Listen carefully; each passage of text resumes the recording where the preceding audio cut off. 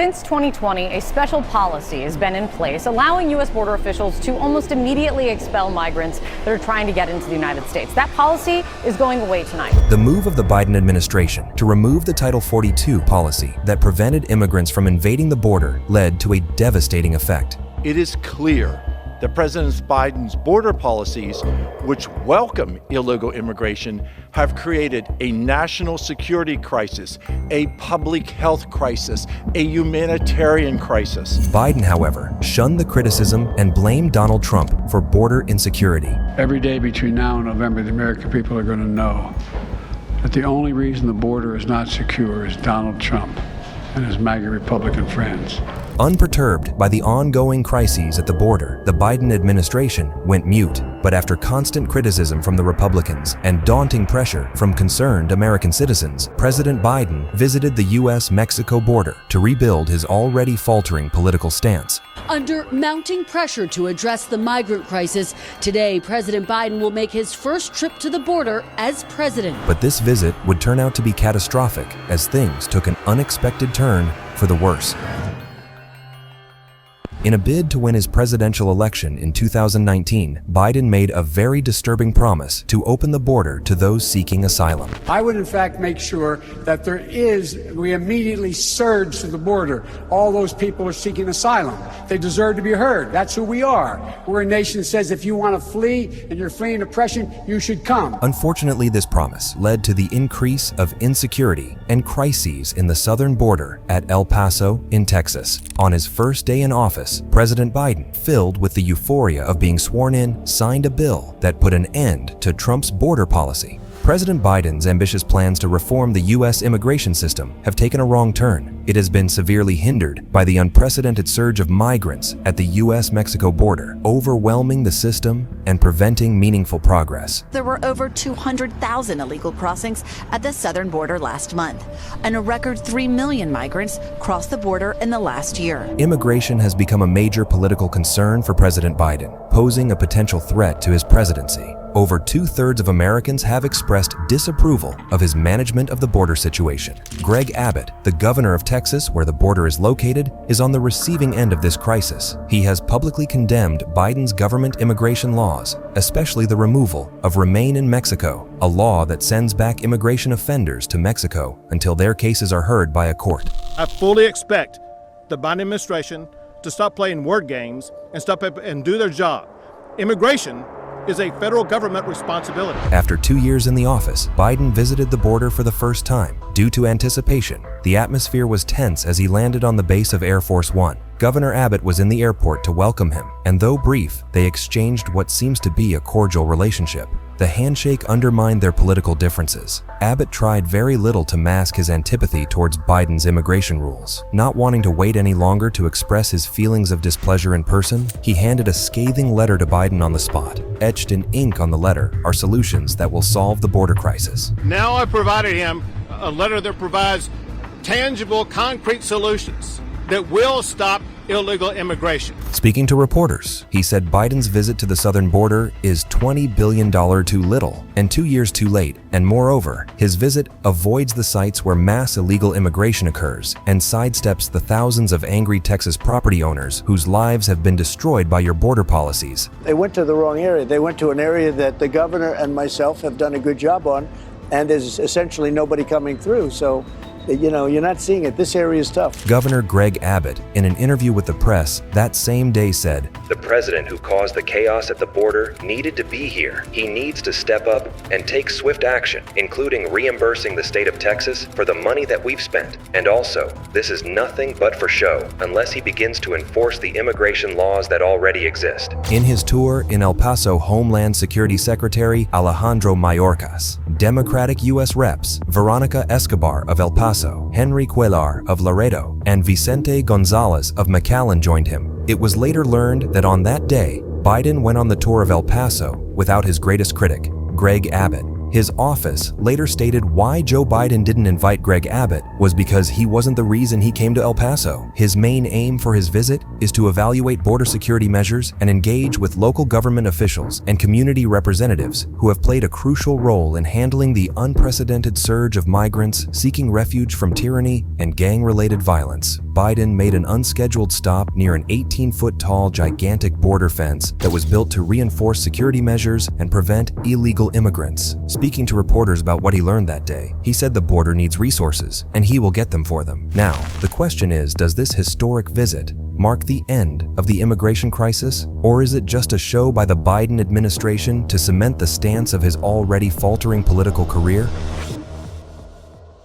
The truth is, President Biden's iconic visit to El Paso wasn't well received by Republicans. They termed his visit a political fraud. While President Biden was in El Paso, Ronna McDaniel, the chair of the Republican National Committee, conducted a press conference in the Rio Grande Valley alongside community leaders. During this conference, they voiced their disapproval of the president's border security strategy, highlighting its detrimental impact on Texas's border communities. She went on to bare her feelings. Let's emphasize that we're currently in McAllen, Texas, and the Rio Grande Valley, where significant events are unfolding. Despite this, President Biden has yet to visit this area to ensure that we don't overlook this region and prevent him from using a photo opportunity in El Paso. After the short visit, Biden embarked on a trip to Mexico City for a summit with the North American leaders, where he had scheduled meetings with Mexican President Andrés Manuel López Obrador and Canadian Prime Minister Justin Trudeau. The immigration crisis remains complex, with both Abbott and Biden trying to navigate a delicate balance between humanitarian concerns and border security. Biden's first move after his visit was to shift his stance on migration policies, suggesting asylum provisions similar to that of his political rival, Trump.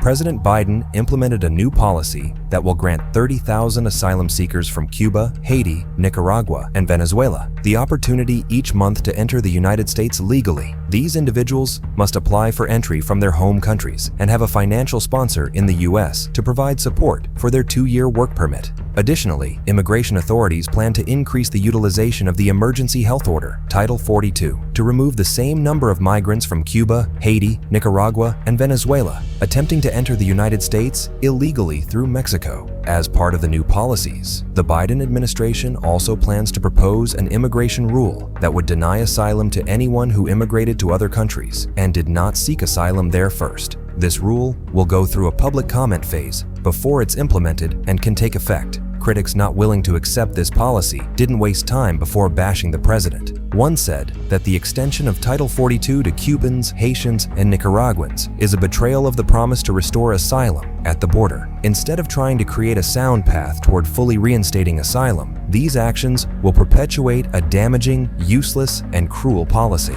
In defense of the new policy, the Secretary of Homeland Security, Alejandro Mayorkas, said, "What we're trying to do is broadly incentivize safe and orderly ways to cut out the smuggling organizations. The Biden administration has sent an additional 100 Border Patrol agents to the El Paso area, and later this week, officials will open a new soft-sided facility that will be able to process up to 1,000 migrants." This new policy has stirred up a lot of mixed reactions. Some immigrant rights advocates welcomed the new program, which allowed 30,000 migrants a month to enter legally. But they also blasted the president for expanding Title 42 and proposing a travel ban on migrants experiencing violence. Alejandro Mayorkas, not willing to back down from defending the new policy of the Biden administration, fired back. He said, "I've seen the criticism of it as a ban, but it is not a ban at all. It is markedly different than what the Trump administration proposed. I've seen firsthand what trauma and tragedy is inflicted on migrants who actually use the smuggling organizations to enter the country." He also went on to add that the new policy has made illegal migrants crossing the Rio Grande River go down from a daily average of about 2,000 to 700. You see, El Paso is the epicenter of a large increase of migrants crossing the Rio Grande from Ciudad Juarez. Border Patrol officials release migrants into El Paso's downtown after processing them, and hundreds sleep outdoors in nearly freezing temperatures because local shelters have reached their limits. In the fiscal year 2022, which ended in September, immigration agents encountered a record-breaking number of 2.4 million migrants at the southern border. Meanwhile, in El Paso's Segundo Barrio, a neighborhood south of downtown,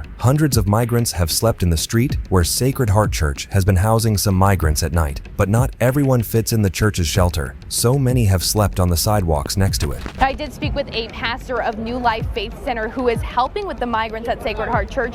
He tells me that they estimate that there are about 400 to 500 migrants outside of the church, saying he fears that there will be even more migrants if they don't get some guidance on where to go. The situation outside the Sacred Heart Church became worse, leading patrol officers to arrest migrants. The officers say they are arresting migrants who are violating city ordinances, and Border Patrol agents say they are arresting migrants who cross the border without being processed. Some of the migrants say they can't move around because of the continuous arrest of immigrants. Now, the crucial question is the Biden policy safe for the influx of thousands of migrants to the border? Or is the Trump policy that limits the flow of migrants better?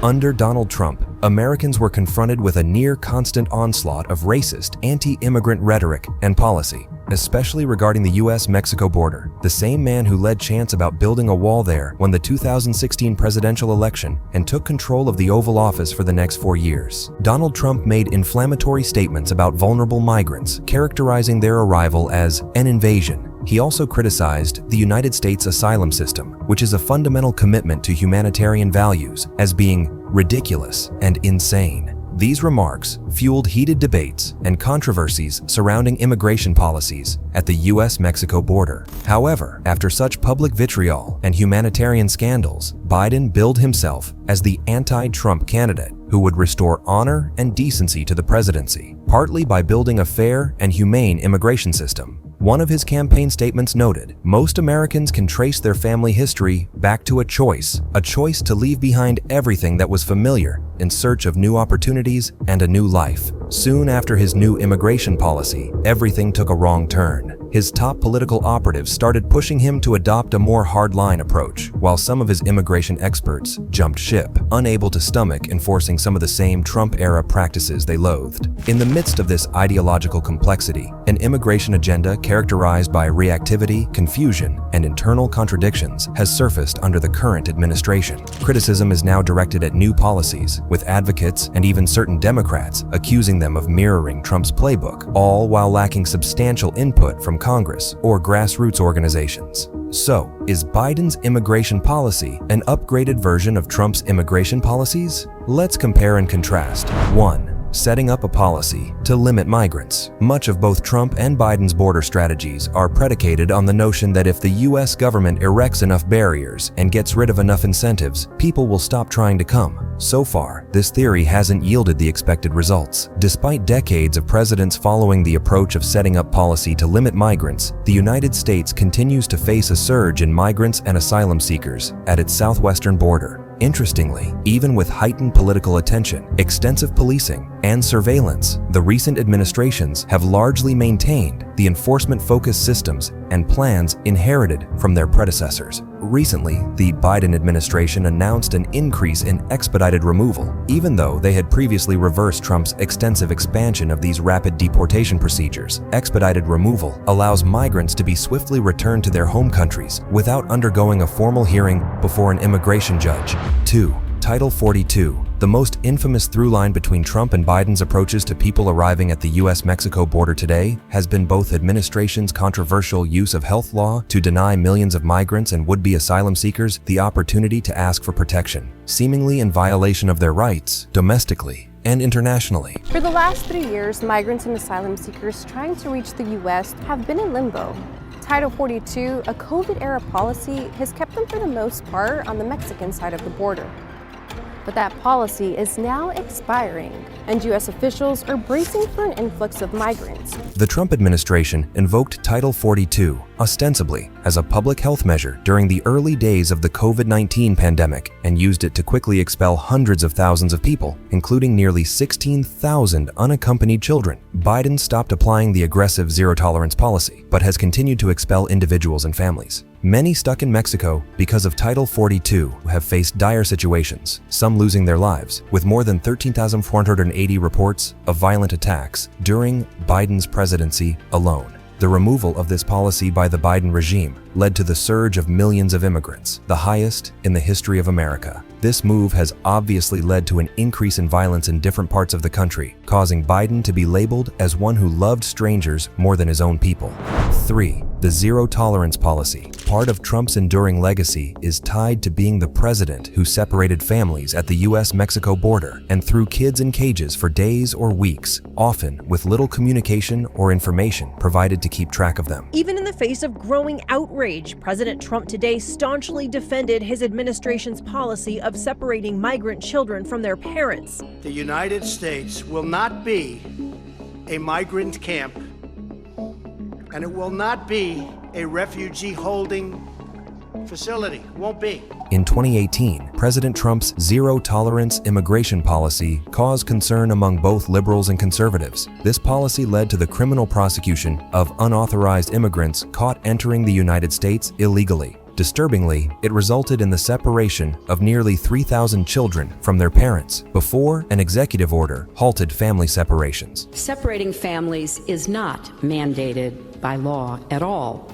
That is an outright lie. Despite this, the zero-tolerance approach persisted, impacting families seeking assistance at the US-Mexico border. Children were left in U.S. immigration and customs enforcement custody or stranded in dangerous Mexican border towns. This policy sparked outrage and raised human rights concerns, even though it was not the first time the U.S. government had sought to increase criminal prosecutions of immigrants. Biden, by contrast, has stopped holding migrant families in ICE detention so far. He also resumed programs that allow some from the Caribbean and Central America to reunite with family members in the U.S., and a task force is still trying to reconnect families separated by the Trump administration. Yet even as Biden supposedly tries to clean up what he believes to be Trump's mess, de facto, family separations continue. Unaccompanied children are exempt from Title 42, so some parents make the difficult choice to send their kids across the border alone, even when that means indefinite time apart. The reality is more nuanced, with a long history of bad approaches to humanitarian migration across presidents and some positive moves toward solutions from Biden, bolstered by different rhetoric, new alternative legal pathways, and attempts at more efficient processing.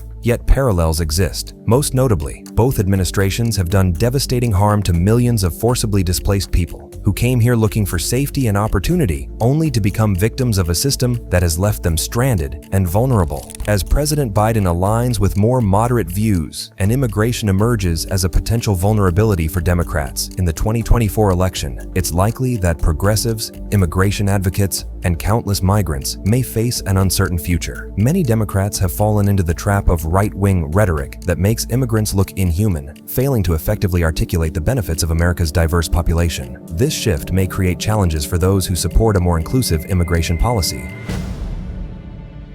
As migrant encounters at the southern border surge to an all-time high, Republicans and Democrats remain divided about the scale of the problem and what to do about it. The border has always been seen as the center of political upheavals. This they prioritize in every election. More than half of Republicans surveyed said securing the border and preventing illegal immigration should be the party's top priority if it takes power in the next presidential election. Meanwhile, Democratic respondents would prefer the Republicans focus on keeping inflation in check. Some of the Republican respondents said immigration was a bigger problem than inflation, unemployment, and crime. But Democrats ranked immigration above the other three issues, citing that fewer immigrants will lead to a stable economy and friendly environment. When asked about potential solutions, Republicans and Democrats have different priorities. Republicans think building a wall is the best way to deter security issues. This same wall was the one Biden put its building to a halt when he was sworn in as president. Democrats believe that expanding green cards and visa availability will help rebuild border security. However, most respondents in both parties also support finding businesses that knowingly hire illegal immigrants. But the question now is, how have both policies affected the U.S. economy? The balance between addressing immigration challenges and promoting economic prosperity remains a complex task. Biden's proposal involves providing legal status to undocumented immigrants, similar to the 2013 Border Security, Economic Opportunity, and Immigration Modernization Act. This move is expected to result in a 1.64% population increase in the United States by 2050, leading to a larger workforce. Additionally, immigrants typically have more children, contributing to a slightly younger overall population.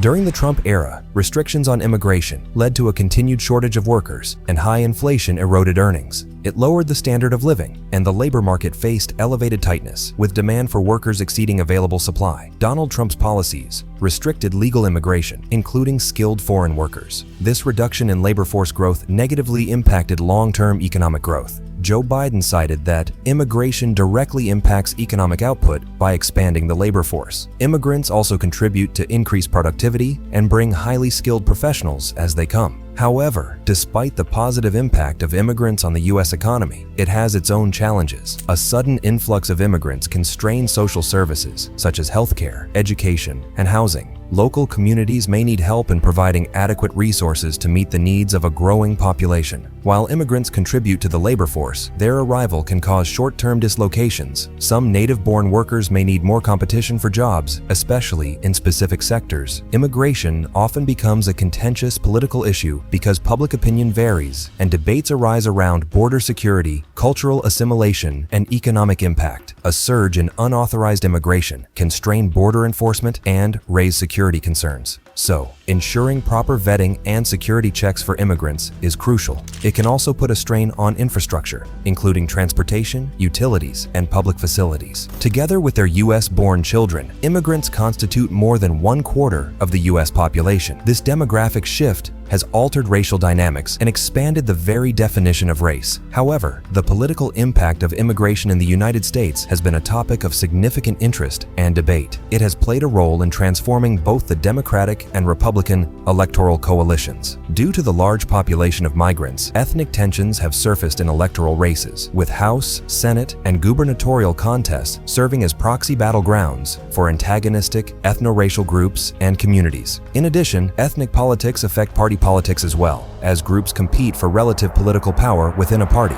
The immigration crisis at the border has also been a battleground in deciding who wins an election. It has led to debates between the Republicans and Democrats, which have been used as a means to secure votes and as a weapon in campaigns. In the meantime, people arriving at the borders often find themselves in unofficial camps all along the U.S. border. Some are waiting to cross, others have been met by U.S. Border Patrol, yet others have been turned away. Some border states, such as Texas, have put tens of thousands of people awaiting their asylum claims on buses and sent them to other states, including California and New York, without their knowledge or permission. The border rules are complicated. Some people apprehended at the border will face expedited deportation, but others will enter formal deportation proceedings and qualify for temporary release into the U.S. with a date to appear before a judge, but their cases still languish in court. As for Congress, it continues to argue over clamping down on unlawful border crossings and alleviating the deepening humanitarian crisis, an increasingly irreconcilable divide between those who want to expand the immigration system and those who wish to restrict it.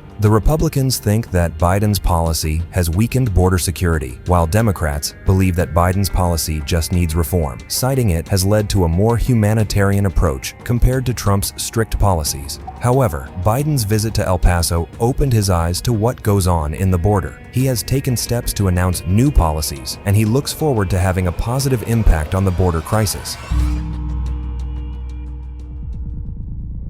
But do you think that any of Biden's new immigration policies can make any positive difference in the coming months before the election happens? Please feel free to share your thoughts with us in the comments below. And if you have enjoyed this video, please give it a thumbs up. Thank you for watching. Until next time, stay safe.